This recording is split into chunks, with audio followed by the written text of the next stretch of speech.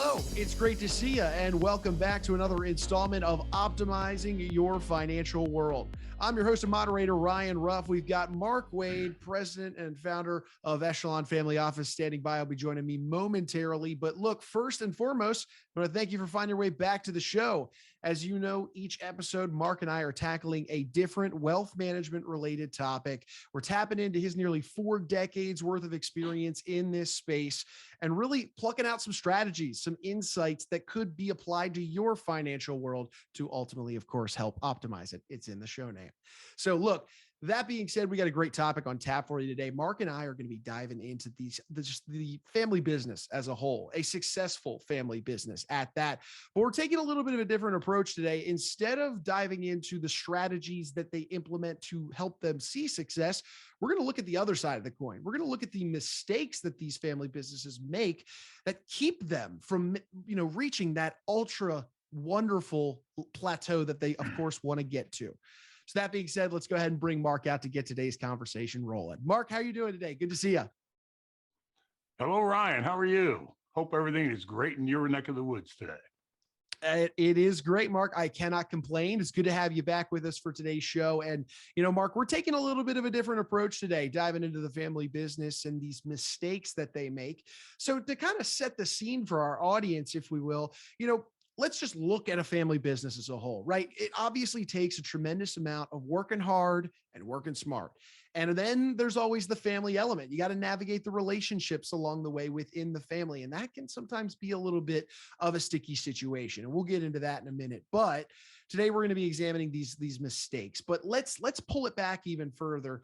Mark, could you start for us today by just kind of giving me a high level overview on when it comes to family businesses, that the need for wealth planning overall is just paramount? Ryan, it's been said family businesses are really the foundation to successful economies all over the world. And I agree, because the family business may be the oldest business model there really is. And so what we see in the case of many family businesses is that the decision-making really is influenced by multiple generations. And in many cases, the aim of the family controlling the family business is to ensure the continuity between generations or to a successor owner. So we need to make sure that the business continues to thrive over time, with the family maintaining ownership and control should it pass on to family members. And to make all that happen smoothly and successfully, the successful family business really needs to engage in wealth planning. So wealth planning involves a variety of different pieces of the puzzle. It involves investing and legal and other areas. And we have to integrate and have these pieces work together in a synergistic manner so that the solutions work in concert with each other. Mark, I love that. I mean, you dialed it up to a T for us. But that being said, when you look at all these moving parts that go on with what you just mentioned and, in the inner side of the family business, I would imagine that there is a risk for mistakes to start entering the picture, correct? Yeah, there are a variety of ways families can get derailed in the wealth planning process and make a variety of different errors. The first big one we see as advisors is that business owners and decision makers choosing to work with the wrong wealth planners, right? So, and I don't mean that the wealth planners are not competent and successful in their own right, but maybe they're the wrong wealth planner for their specific needs and goals. And so that can create complications and ripples, throughout the entire family business. So all too often, the wealth planners, and it doesn't matter whether they're lawyers or accountants or wealth managers or financial advisors, they approach the family business from only one vantage point, and that's the one of their own expertise. And they provide their own set of preferred strategies and solutions. This can be a sign that maybe it's not the right wealth planner for your business. Commonly, Sorry. Go ahead. Yeah. So, and commonly very often we see planners, they think of this family business as some sort of monolithic entity. And usually we find the reality can be quite different. There are family businesses that have complex structures, and there are those that have simple structures, as well as everything in between those two poles, right? And similarly, there's a range of family issues that can affect family businesses, but a wealth planner, and you've heard this before because even I've used this example, and that is, a guy who just has a hammer sees every problem like it's a nail, right? So family businesses can suffer tremendously when they bring in even state-of-the-art experts who are, kind of enthralled by their own brilliance, but they tend to deliver these intricate wealth planning solutions. But the solutions might not be the exact solutions that the families care about the most. They're not addressing the issues most important to the family. Mark, you bring up a great point here because yes, every family is different. I mean, there's going to be different goals, different mindsets, different levels of wealth. So obviously a custom tailored plan needs to be made for that family's wealth situation. And like you mentioned, it comes down to working with the right professional in many of these instances. So that being said, Mark, what should a family business do then, or a business owner, to make sure that they're looking for the right wealth planner? What should tell them that they're working with the right wealth planner overall? Well, the members of the families, they should look to engage wealth planners who seek to develop deep insights into the family's goals, concerns, and what their desires are for the next generation and moving forward. And that includes the aims of all of the different family members. Ryan, you've heard me discuss this before. We refer to this as being able to address the human element. It's the Mhm. aspects of a family's business and family wealth, and it goes beyond the numbers or any single solution. you know, Really, these families should look for wealth planners capable of providing high levels of expertise to address a family's goals and pressing concerns. But unfortunately, we see a pervasive tendency of family businesses to focus on the wealth planner's technical proficiencies, with the numbers and the data. And unfortunately, the wealth planners sometimes fail to take into account their ability, the wealth planner's ability to really be able to discern what's important to the family itself. Sure, sure. I hear you there. So really it comes down to this first key mistake that we're mentioning today of successful family businesses is neglecting to work with the right professional that identifies the right level of circumstances, goals, all the strategies that are going to meet that family's needs. So the right professional, the first one. Mark, let's switch gears maybe to the next mistake that you're seeing on this front with successful family businesses making. What is the second mistake that you see most prevalent?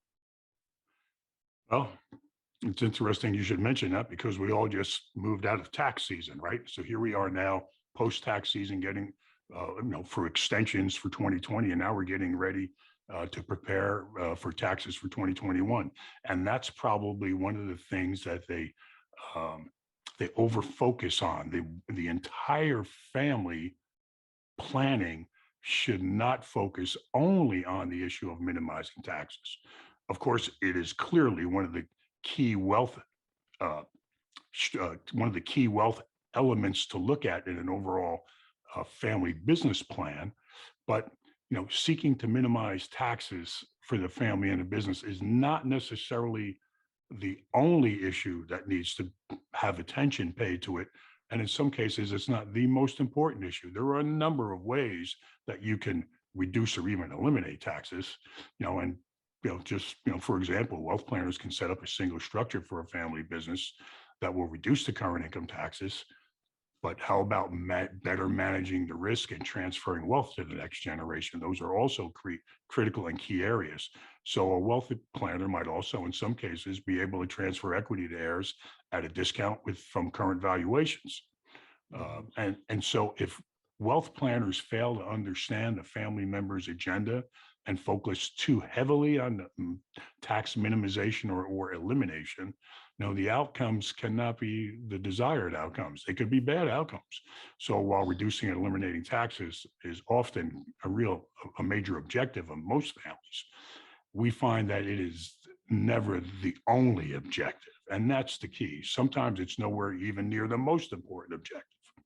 So, Mhm. for example, some families involved in family businesses together, they deeply value the family harmony. In families with multiple heirs who have different levels of involvement in the family business, the smartest tax strategies from a technical standpoint might very well fuel some kind of discord or unrest within the family. So uh, the cost of that resulting conflict, it could exceed the tax savings achieved. By that, I mean, the unintended result of not paying attention to those things that are really important to the family, the results could far outweigh whatever taxes that are saved. So in the end, the upshot really is, we as wealth planners, we have a duty to help the family understand what the trade-offs are between its aims, such as family harmony and tax mitigation. Right. And Mark, it seems like it's coming back to this idea of the harm that can be done when there's laser focus on one element of wealth planning overall. The first mistake you mentioned in working with the right professional that has this diverse approach to address all of a family's goals and needs. Second being this over focus on the tax mitigation strategy. So when so I hear you on this like level of over focusing and how that can be a deterrent from growing the family wealth, maintaining the family wealth over time. Shifting into kind of a third, mistake or pitfall that you see, Mark, is there anything that you see on this front that needs to be addressed? Maybe even it's within the family dynamic itself, but what would be a third wealth planning mistake that you might mention here? Well, it might come as a shock or a surprise, but another big mistake that we see, and families really overlooking, is being secretive about their wealth planning. This might involve not informing some heirs about various different issues concerning the business or or how the finances of the business are set up, meaning that the kids don't find out until the end when the will is read. And in those cases, damage could already be done. So oftentimes we see that the intention behind extreme secrecy, extreme secrecy, it, we often end up with unintended consequences. For example, it may be intended for family cohesion, but instead it usually proves to be counterproductive for a variety of reasons.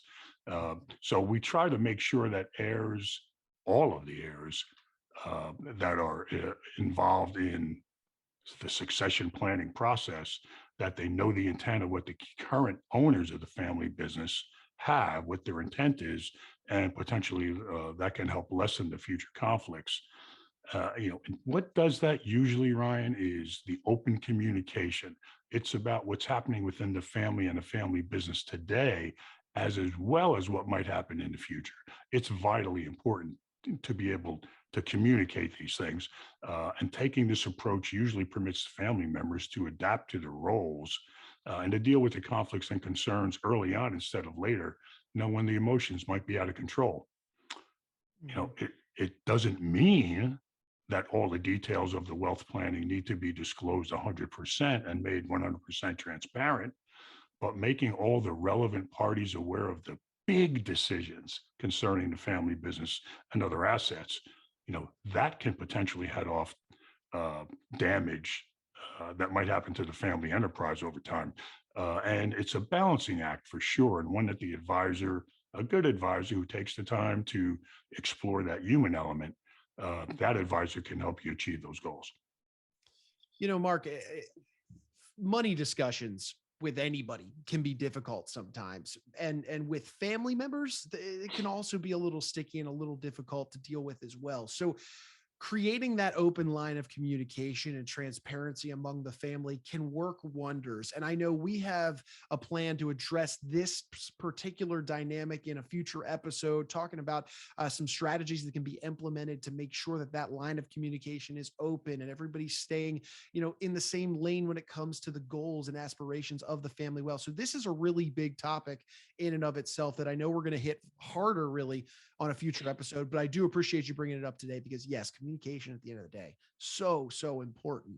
But what's another big mistake, a fourth mistake that you've been seeing and we want to warn people about today when it comes to these successful family businesses, tripping over themselves in some way, shape, or form? Yeah, it's a big one.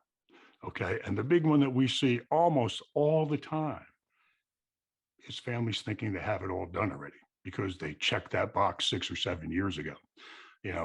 It's a really big mistake to not keep your wealth planning accurate and up to date. I know it takes a lot of time and effort to address wealth planning, and as a result, families who engaged in the wealth planning process in the past take the attitude that, well, I've done it already. Yes, I have that done. But when new clients come to us, or those that are interested in becoming clients, we often probe and we ask the questions regarding the current work that they have in place. And we tell our clients, look, there's a huge difference between having the work complete and having it done as complete as possible and as current as possible. It's a huge difference. Everything changes. Family dynamics change, tax laws change. So, the reality is that the family business, by the very nature of a business, is always in flux. And thanks to everything changing from the family dynamics, to, let's face it, right now, everyone's aware of the changing economic conditions, right? It's important, therefore, that we address these changes as they occur. In order to ensure that the wealth planning remains accurate and relevant, it has to be an ongoing process. So as changes happen, it's really wise to continue to make the alterations and the adjustments to your plan to make sure that they're keeping up with changes both of family dynamics and in the economy and the laws in general. Sure. Mark, in our very first episode on this show, we talked about the stress testing process and how important that really is when it comes to the ever changing dynamics in our world.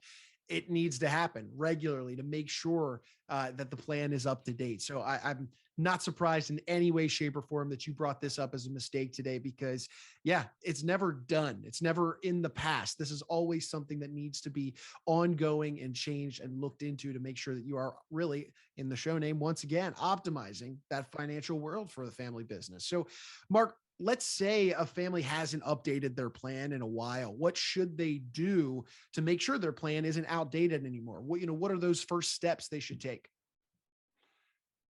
Hmm. Well, what seems obvious to us does not always seem obvious to everybody. And that is, for families that have not kept their wealth planning current, an effective approach to take is to have a wealth planner at least review the core elements of the plan. Okay.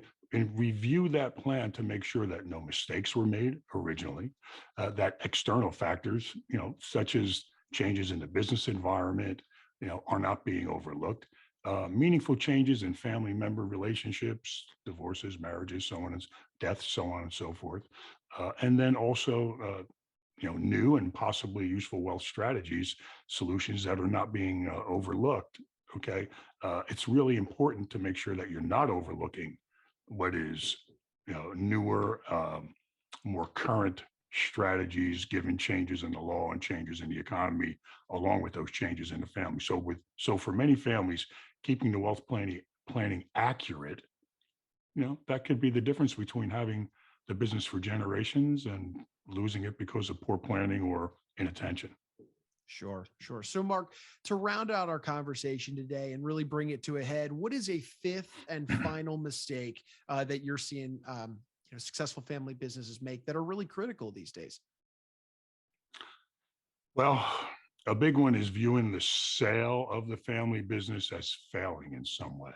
The idea that a family can't continue to run the business is all too often seen as a sign of failure, right? So for some family members, it's their legacy to continue the family business, and not doing so, maybe they view that as a disgrace on their part. So some wealth managers may plan to oppose the sale. For example, there are trust agreements that can prevent the sale of a company to people outside of the family. While the idea may be to keep the family together, the results are more likely to cause some intra-family warfare of some type. So let me give you an example. Like if an inheritor does not want to own or manage the family business, okay, it's likely the smarter move is, to sell the enterprise. When wealth planners can play an important role in helping to maximize the after-tax proceeds from the family, this can provide tremendous benefit to the bottom line for the family as a whole. So a highly effective way to deal with this matter is to ensure that as much flexibility for family members exists in the planning as possible. The more options a family has, the more likely the family members are going to benefit, both now and in the future. Makes sense, Mark. Well, hey, look, first and foremost, I want to thank you for taking some time out of your day to kind of go through these different 5 critical mistakes of successful family businesses. I know that you've seen them done a time or two in your instances of working with different families, getting them to correct these mistakes, get them back on the right track over at Echelon Family Office. And we appreciate you taking time and jumping aboard with us today, Mark. And I'm looking forward to the next episode already. My pleasure. Thanks again for a great job, Ryan. And Mark, one final question for you. If anybody's Yep. out there in our audience today watching, listening to our conversation, and they're interested in pursuing a further conversation with you, maybe it's to address these kind of mistakes with their own successful family business. Maybe it's just to start the conversation with you and your company. How would somebody go about doing that? Sure. One of the easiest ways is to visit our website, www.echelonoffice.com, or they could call our 800 number, 888-892-9882, or email me directly, mwade, MWADE, at Echelon Wealth. That's ECHELON, the word wealth.com. All righty, Mark, we appreciate you so much. Thanks again for jumping aboard, and we'll see you on the next one. Thanks so much, Ryan. Have a great day. Alrighty, looking, hey, we want to take one final moment to thank you, our audience, for taking some time out of your day to be with us. Mark and I, we unpack a new wealth management related topic every episode on this show. We've got a lot of great strategies ahead for you. So please, we'd hate for you to miss out on a future episode. So stay up to date with us, and we'll see you on the next one. So for Mr. Mark Wade, I'm Ryan Ruff saying so long, and we'll see you on the next edition of Optimizing Your Financial World.